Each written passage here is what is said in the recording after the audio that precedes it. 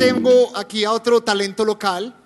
Él es de la ciudad de Bogotá, Fabio Cortés, apasionado por todas las artes visuales. Nos va a enseñar cómo pasar de 2D a 3D.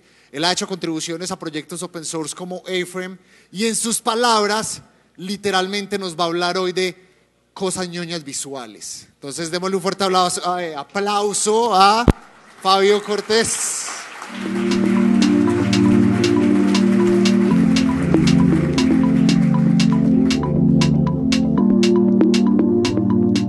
¿Sí? ¿Todo bien? ¿Atrás? ¿Me escuchan todos? Perfecto. Bueno, buenas tardes. Antes de ir a almorzar, los voy a aburrir durante la próxima media hora contándoles un poco de cosas ñoñas, pero que son ñoñas no al escribirlas, sino al verlas. Mi charla se llama... Se llama de 2D a 3D, cómo diseñar interfaces de usuario en realidad virtual. Básicamente les voy a contar cómo diseñar espacios en 3D, cómo mirar el tema de la escala y ambientes tridimensionales. Y antes de empezar, les voy a contar la historia de unas personas que vivieron algo similar a lo que estamos viviendo nosotros. Digamos que en su campo de acción tuvieron una cosa increíble que pasó en el Renacimiento. Es algo similar a lo que nos está sucediendo ahora. Giorgio Vasari, no sé si lo conocen, es uno de los primeros historiadores del arte, y él dijo la siguiente frase: el tremendo diluvio de desastres que había sumergido y ahogado a la infortunada Italia había no solo arruinado cuantos edificios merecían ese nombre, sino también, y ello es más grave, exterminado a todos los artistas, cuando quiso Dios que naciera en 1240 en la ciudad de Florencia Giovanni Cimabue, destinado a dar las primeras luces en el arte de la pintura. Bueno, Giovanni Cimabue fue un pintor italiano muy importante, precursor a la época del Renacimiento, y su importancia, más allá de su obra en particular, fue uno de sus discípulos, que él, una vez dando un paseo en Florencia, descubrió pintando ovejas. Él se llamaba Giotto di Bondone. Pues Giotto, que se convirtió en ese momento en su discípulo y posteriormente superaría al maestro, ellos están ubicados en la ciudad de Florencia, y en la ciudad de Siena estaba otro pintor muy famoso en la época del Renacimiento llamado Duccio, y ellos dos, digamos que revolucionaron todo lo que era la pintura hasta ese momento, y con ellos empezó la nueva ola de la pintura en el Renacimiento. Ellos querían solucionar algo llamado el espacio pictórico. Básicamente el espacio pictórico es que ellos querían que las pinturas tuvieran una sensación de infinitud y continuidad, es decir, que más allá de lo que ellos estaban pintando, detrás de ellos había todo un mundo increíble que se extendía hasta el infinito. Aquí podemos ver una comparación entre un cuadro del arte alto medieval del maestro de Taúl y un cuadro de Giotto muy famoso llamado Presentación de la Virgen en el Templo. Como pueden ver, si bien la diferencia en la cual fueron, digamos, de tiempo en la cual fueron pintadas estas dos obras no fue mucha, la diferencia es increíble. En el arte alto medieval la sensación de profundidad no existe. Digamos, algo de lo que más me llama la atención son los pies de Jesús en este lado. No sabían pintar pies, no sabían pintar cosas en perspectiva, no había nada tridimensional. Sin embargo, en el de Giotto ya podemos ver esta sensación de perspectiva, esta sensación de profundidad. Incluso Dante Alighieri alababa a Giotto y a Cimabue diciendo que lo que habían hecho por el arte era increíble. Y Erwin Panofsky, uno de los más importantes historiadores del arte, nos cuenta cómo a él personalmente le impresiona la capacidad que tenía Giotto para pintar personas de espaldas, algo que hasta el momento prácticamente nadie había hecho y daba una sensación de profundidad increíble. Y fue ahí en el Renacimiento donde otro lifelong learner de la época, increíble, era criptógrafo, pintor, arquitecto, escritor, hacía básicamente de todo, llamado León Battista Alberti, acuñó el término de la ventana. Y quiero que le pongan mucha atención a este concepto de la ventana de Alberti, porque si están trabajando en lo que es desarrollo web, les va a sonar algo como a lo que estamos trabajando actualmente.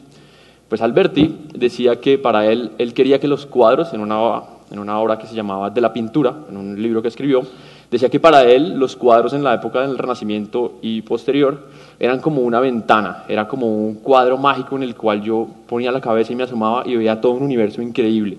Todo lo que mi imaginación pudiera dar estaba detrás de un simple lienzo de pintura. Este concepto, acuñado por Alberti, él posteriormente lo aplicó a la arquitectura y al dibujo en perspectiva. Incluso aquí, como podemos ver en esta imagen, él ponía un cuadro, digamos una cuadrícula, y se ponía a pintar detrás de ella para tener esa sensación de profundidad. Pero bueno, volvamos al tema de la ventana de Alberti. Como él decía, era un cuadro que tenía unas posibilidades increíbles, al cual yo entraba y me daba toda una gama de posibilidades, había todo un universo detrás de ello. Pues bueno, esto suena como algo que estamos viendo actualmente, que es el contenido inmersivo, el Web XR, que nos ha dado en los últimos años, y incluso ahora en el último Chrome Dev Summit que hubo, lanzaron los cracks que trabajan en Google cómo ver modelos 3D directamente en HTML, es algo que hace unos años no teníamos. Y esta nueva ola de desarrollo web, de Web XR, que nos da un contenido inmersivo, podemos crear contenido que vaya básicamente desde la realidad absoluta, donde podamos ver e interactuar con contenido totalmente del mundo real, pasando por varias etapas como la realidad aumentada, o a los que ya son totalmente generados en computador, contenido totalmente generado en el computador, que es la realidad virtual, que es de la que les voy a hablar el día de hoy. ¿Qué significa todo esto? ¿Qué significa todo esto para las personas que estamos desarrollando experiencias en la web y particularmente cuando tenemos algo ya de realidad virtual? Pues básicamente que ya le decimos adiós a la tierra plana. Esto nos trae una nueva cantidad de opciones increíbles que antes no teníamos. Pero vuelvo y les pregunto, ¿qué significa esto para las personas que están desarrollando experiencias? Cuando teníamos cosas que funcionaban normalmente en 2D, probablemente ya en 3D dejen de funcionar, ¿verdad? Por ejemplo, ¿cómo veíamos nosotros anteriormente, o bueno, todavía lo vemos, pero cómo vamos a empezar a verlo ahora? Por ejemplo, una galería en 2D. Una galería en 2D tradicionalmente puede ser algo como Instagram, que vamos pasando las fotos únicamente, pero todas las fotos son planas. Pero ¿qué pasa si vamos a un ambiente ya tridimensional y podemos ver una galería como realmente vemos una galería en el mundo real, como vemos o cuando vamos a un museo o a una exposición de arte, ¿verdad?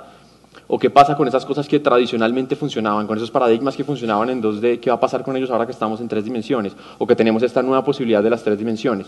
Por ejemplo, ya estamos acostumbrados a entender que si estamos en un sitio web y vemos un texto que está en azul, usualmente es un link, ¿verdad? O es una URL.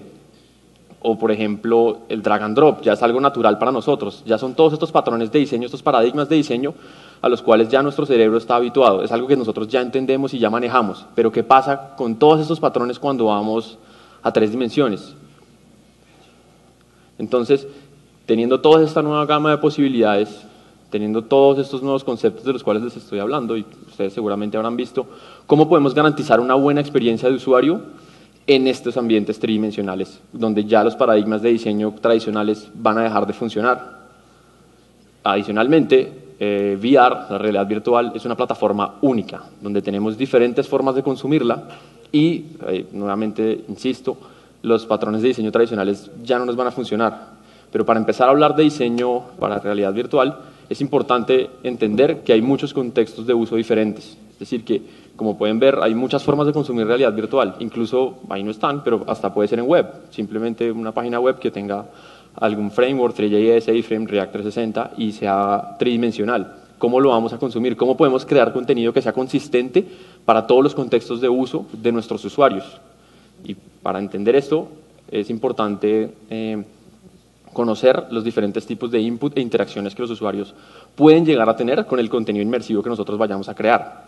Uno de ellos, el más común, y es uno que está, digamos, en todos los tipos de dispositivos diferentes, podemos tener el gaze tracking, que básicamente es un headset que pues, usualmente está funcionando, haciendo el render de la imagen a través de un celular, y básicamente él sigue a donde mire la persona, y la idea es que en el centro del display pues es donde esperamos que el usuario esté mirando y podemos disparar cierto tipo de interacciones de acuerdo a eso. Adicionalmente, por ejemplo, el Samsung Gear VR tiene un touchpad aquí al lado derecho donde el usuario puede dar una especie de clic, por decirlo de alguna manera, y en los cardboard tiene un botón que hace, digamos, un efecto magnético en la pantalla y podemos tener un efecto de clic. También tenemos otro tipo de headsets más avanzados que ya lo que hacen es mapear el contenido de nuestro movimiento en los diferentes ejes, en el eje X, en el eje Y y en el eje Z, y pues tiene una serie de botones que nos pueden ayudar también a interactuar con ciertas cosas del contenido que hagamos. Y finalmente, y mi favorito, y ojalá sea el favorito de ustedes también, son los gestures, que básicamente es rastrear el contenido, rastrear todo el movimiento de nuestras manos y de nuestros brazos para que podamos tener a nuestra disposición esos datos en la experiencia que estamos creando. Es decir, que a través de técnicas de computer vision avanzadas podamos ver todos los movimientos de los dedos y de las manos y con ellos podamos llevar a crear ciertos gestures en nuestras experiencias inmersivas. Como podemos ver, hay muchas formas de interactuar con este contenido, lo cual suena un poco complejo, ¿verdad? Debido a que nuevamente tenemos que ser conscientes de todos estos contextos de uso diferentes que van a tener nuestros usuarios cuando estén interactuando con la experiencia que estamos desarrollando. Por eso es tan importante el diseño, porque va a impactar directamente en la experiencia que nosotros estamos creando. Y, por ejemplo, si digamos estamos diseñando una experiencia que queremos que los usuarios consuman sentados, pues va a ser diferente a una experiencia que esperamos que nuestro usuario consuma estando de pie.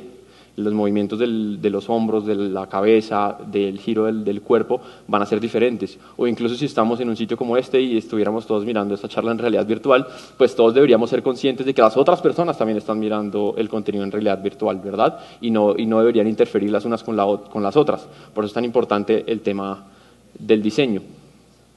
Aquí les muestro un pequeño ejemplo de cómo son las gaze-based interactions, que son las que les mostraba que es con el gaze tracking. Básicamente la idea es que el punto, es como el cursor, es donde esperamos que nuestro usuario esté mirando. En este tipo de interacciones es muy importante dar un feedback visual al usuario para indicarle que efectivamente el elemento que está mirando, por decirlo de alguna manera, tiene alguna interacción detrás de él. Entonces el feedback visual que se usa en este caso cambia el color, hace una especie de escala al elemento y empieza a hacer un timer para que el usuario, digamos que no dispare la interacción inmediatamente y él pueda disparar una interacción que él inicialmente no quería disparar, pero simplemente estaba explorando. También es importante notar aquí que entre dos elementos que tengan interacciones asociadas a ellos, es importante dejar un espacio como que respire entre ellos. De modo que si estamos esperando que el usuario esté mirando ese elemento, no tenga que dejar la cabeza quieta, así como si fuera una piedra, para no disparar ninguna interacción.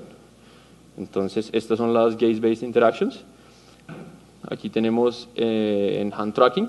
Este es un ejemplo que se llama, un demo que hicieron el equipo de LibMotion, que se llama Cat Explorer. Si no lo han visto, es increíble. Y básicamente, el hand tracking, y todavía no es lo mejor, más adelante se pone mejor. Básicamente, el hand tracking lo que nos permite es añadir a nuestra experiencia todos los movimientos de las manos y de los dedos, lo cual nos va a dar una serie increíble de nuevas posibilidades para que nuestro usuario interactúe con lo que estamos haciendo. Podemos ver aquí cómo tenemos gestures como swipe, drag and drop, incluso ese pinch to zoom que es increíble, realmente es increíble. Y al tener el movimiento de las manos en realidad virtual, al tener mapeados nuestras manos en realidad virtual, podemos añadirle un toque de realismo que de otra forma sería imposible añadir a la experiencia, ¿verdad? Por ejemplo, patrones, digamos, ya que del mundo real. Por ejemplo, que usualmente sabemos que un de esos switch que son pull to cord, es como una cuerdita que nosotros la jalamos y se prende el bombillo. Eso, ¿cómo lo podríamos hacer en web? Realmente sería imposible, creo yo. Pero con este tipo de hand tracking sería posible llevar todas estas cosas a la realidad virtual. Adicionalmente, está, digamos, comprobado que nuestro cerebro es el mejor asumiendo cosas y llenando espacios en blanco, ¿verdad? Entonces, por ejemplo, aquí en este que veíamos de LibMotion, sí pueden ver que teníamos las manos, pero no teníamos los brazos ni los antebrazos, ¿verdad? Porque rastrear eso es muy difícil. Entonces, es mejor, si no va a funcionar muy bien o si el rastreo va a ser poco confiable, es mejor no ponerlo. Es mejor ausencia de cuerpos en realidad virtual que cuerpos que no sean consistentes con el verdadero movimiento de nuestro cuerpo. Y nuestro cerebro se encarga del resto. Bueno, como pueden ver, todos los movimientos que hagamos, todas las interacciones que tengamos y todo, digamos, el motion que haya dentro de nuestra escena de realidad virtual tiene que estar restringido por las interacciones. No debemos instigar ni mover, por ejemplo, la cabeza del usuario del punto donde le está mirando si él no ha movido la cabeza. O no deberíamos disparar ningún tipo de interacción a menos que el usuario nos lleve a ello, porque esto puede causar una terrible experiencia de usuario que pues, no solo va a hacer que cierre la página y se vaya, sino que además le pueden dar náuseas y puede llegar incluso hasta vomitar, porque le va a dar un tema llamado motion sickness. Para evitar esto es que nuevamente es muy importante todos estos temas de diseño. Por ejemplo, hay unas experiencias 360 en YouTube que son muy chéveres, pero a la hora de verlas en un headset ya se ponen un poco extrañas, ¿verdad? Porque, por ejemplo, en un tráiler de una película Entonces nos ponemos el headset, empezamos a verlo y uy, súper chévere, todos los personajes están al lado de nosotros y cuando nosotros estamos quietos y resulta que empezamos a caminar y se empieza a mover y uno, wow, ¿qué está pasando acá? Yo no me estoy moviendo y empieza uno como a tocarse a los lados y dice, ¿qué está pasando acá? ¿Por qué me estoy moviendo? Cuando mi cuerpo no se está moviendo, pero lo que él está viendo a través de la experiencia inmersiva sí se está moviendo, las dos cosas que está percibiendo nuestro cerebro no son consistentes entre ellas. Entonces es muy importante mantener esa consistencia entre lo que está pasando físicamente con nuestro cuerpo y lo que está pasando con la experiencia que estamos realizando. En este sentido, el movimiento de la cabeza es muy importante comprender y, digamos, tener presente que tenemos un cierto campo de visión.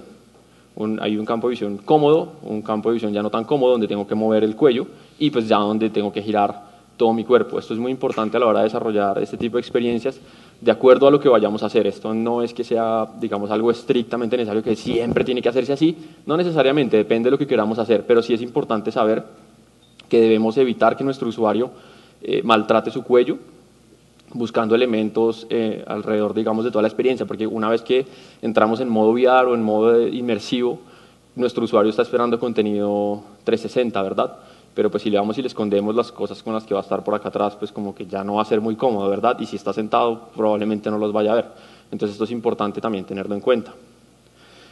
Ahora bien, vuelvo a la misma pregunta. ¿Cómo podemos crear un sistema de diseño que sea consistente entre múltiples dispositivos, viendo no solo las ventajas que teníamos con este tipo de cosas, sino también los problemas que derivan que no sepamos o que tengan muchas formas de que el usuario consuma nuestro contenido? Pues una de ellas vamos a empezar más bien por el concepto de Intended Viewing Distance. Básicamente, cada una de las pantallas de los dispositivos digitales con los que nosotros interactuamos tienen una distancia óptima a la cual están pensadas para que su contenido sea consumido. Por ejemplo, si estamos pensando en un smartwatch, pues no podemos poner mucho contenido, el texto tiene que ser muy pequeño. Si ya es un celular, pues ya funciona un poco mejor. Igualmente si es un iPad, un computador, un televisor, o finalmente hasta una señal pues, en la calle. Cada uno de estos displays tiene una distancia diferente a la cual esperamos como creadores de contenido que sea vista. Por ejemplo, si yo voy y me paro al frente del computador, pues del televisor, pues probablemente no vaya a ver muy bien, ¿verdad? Pero pues no está pensado para que lo veamos a esa distancia. Si lo vemos a la distancia a la cual esperamos que sea visto, seguramente se va a ver muy bien. Pero ¿cómo podemos hacer para que este concepto sea trasladado a la realidad virtual a la hora de crear elementos de una interfaz de usuario? Una forma de hacerlo es utilizando unidades angulares. Como pueden ver en la imagen, la A que está en el celular aparentemente tiene el mismo tamaño de la A que está en esa pantalla más grande que está detrás de él. Si bien su tamaño absoluto claramente no es el mismo, en el punto de vista del usuario sí lo es, porque al ubicar los dos elementos los va a ver igual. Eso es una unidad angular. Entonces, esta puede ser una solución para ubicar elementos en tres dimensiones, elementos tridimensionales, en un espacio tridimensional, en un contenido web inmersivo. Sin embargo, a la hora de hacer ese diseño, este tipo de cálculos pueden llegar a ser un poco molestos, porque las unidades angulares son muy ñoñas y tienen muchos decimales y un montón de cálculos, y un pequeño cambio en los decimales, hacer un redondeo, pues ya va a romper todo. Entonces, ¿cómo podemos trasladar este concepto que ya sabemos que efectivamente funciona y tiene sentido para algo tridimensional a un diseño, digamos, que sea más rápido y que nos permita iterar más rápido sobre nuestras experiencias?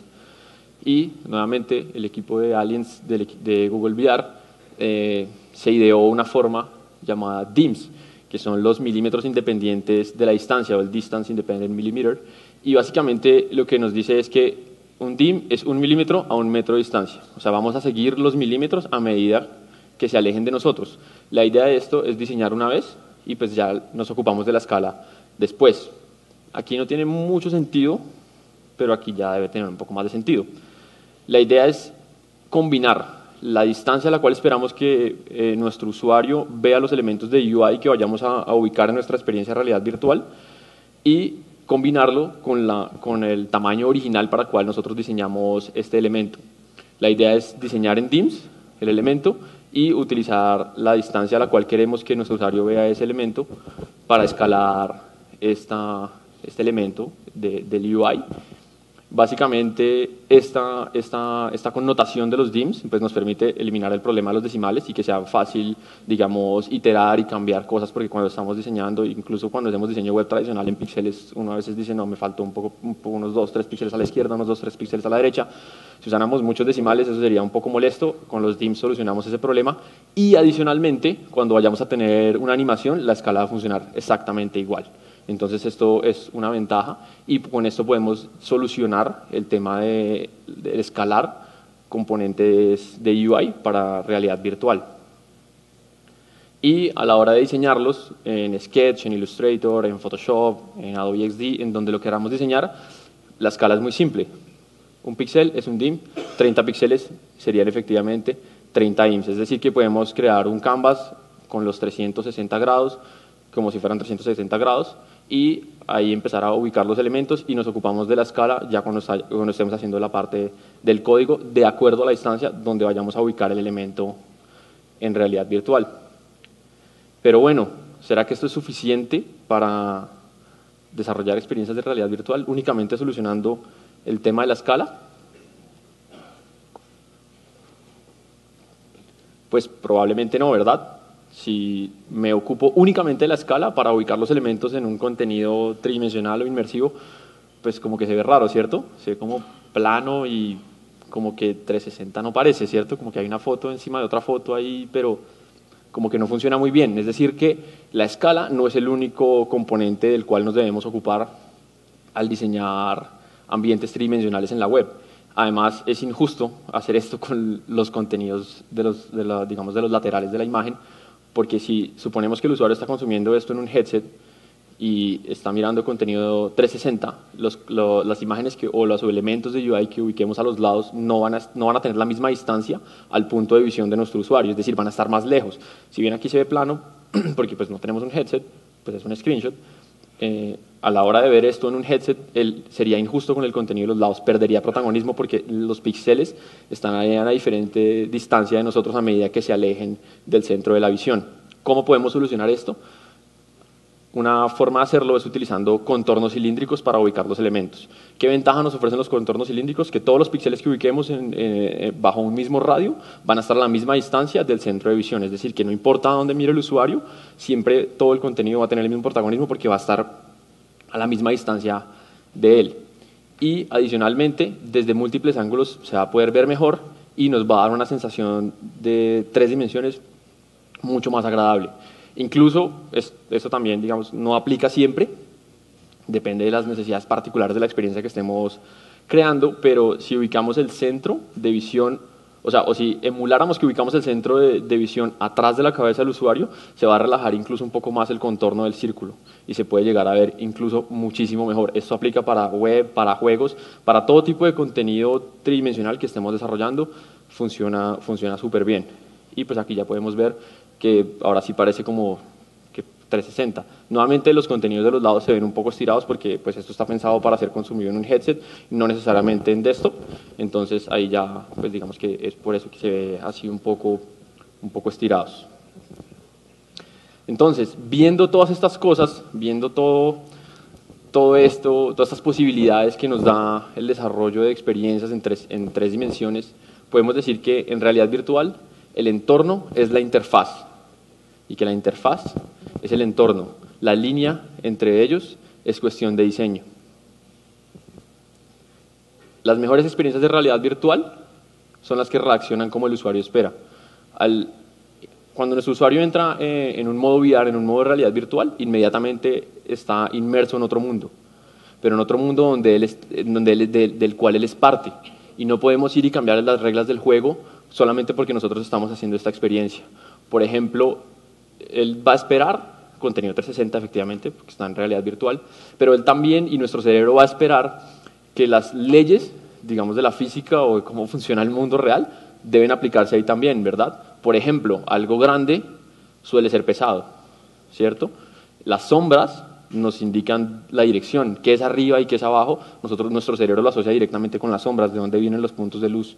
O si hay un objeto pequeño tal vez lo pueda recoger, tal vez sea liviano, tal vez pueda interactuar con él. Entonces, todos estos pequeños detalles impactan directamente en la experiencia de realidad virtual, porque nuestro usuario va a esperar que al entrar en este modo inmersivo, todos estos elementos que estén ubicados allí funcionen de la misma manera que funciona el mundo real. Perfecto.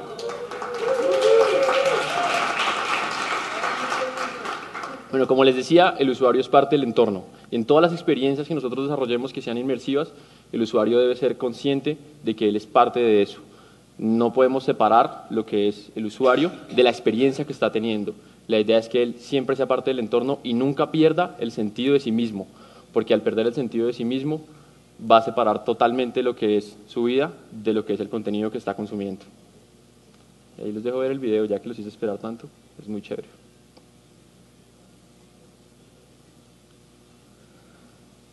Y bueno, como decía Julián hace un rato, todas las personas que estamos acá vinimos con un propósito y yo creo que ese propósito es aprender, ¿verdad? Y gracias a eso quería compartirles un par de cosas. El primero es un link para un curso en Skillshare que tengo de realidad virtual. Es de A-Frame desde cero. ¿Alguien conoce A-Frame? ¿Ha usado A-Frame? Bueno, muy pocos han usado A-Frame. Ya no tienen excusa, es increíble. Lo que es A-Frame es un framework web para desarrollar realidad virtual, es open source, desarrollado originalmente por el equipo de Mozilla VR. Realmente es muy sencillo hacer contenido tridimensional y de realidad virtual con A-Frame porque es básicamente HTML. Es decir, que si son desarrolladores web o están interesados en hacer desarrollo web, con un conocimiento muy básico pueden llegar a hacer cosas increíbles. El primero es el link del curso. ¿Conocen Skillshare? Skillshare es una plataforma de educación. Hay miles de cursos de un montón de cosas más. La idea es que con este link y con motivo de JSConf pueden tener acceso gratis al curso y adicionalmente van a tener 2 meses gratis de suscripción a la plataforma si se suscriben ahí.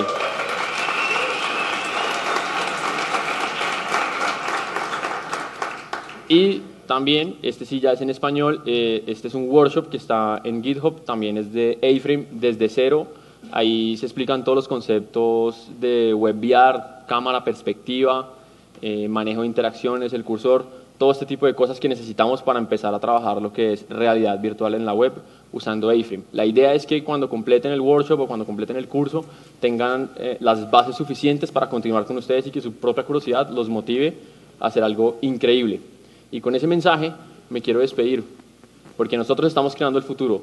Todas las personas que estamos acá, todas las personas que estamos desarrollando tecnología en este momento en particular de la historia del mundo y de la tecnología, estamos creando el futuro.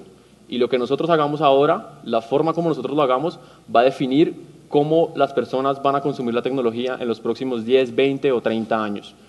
Entonces, mi invitación es a que seamos conscientes de esa misión, es a que seamos conscientes de ese superpoder que tenemos y hagamos realidad la ciencia ficción. Muchas gracias.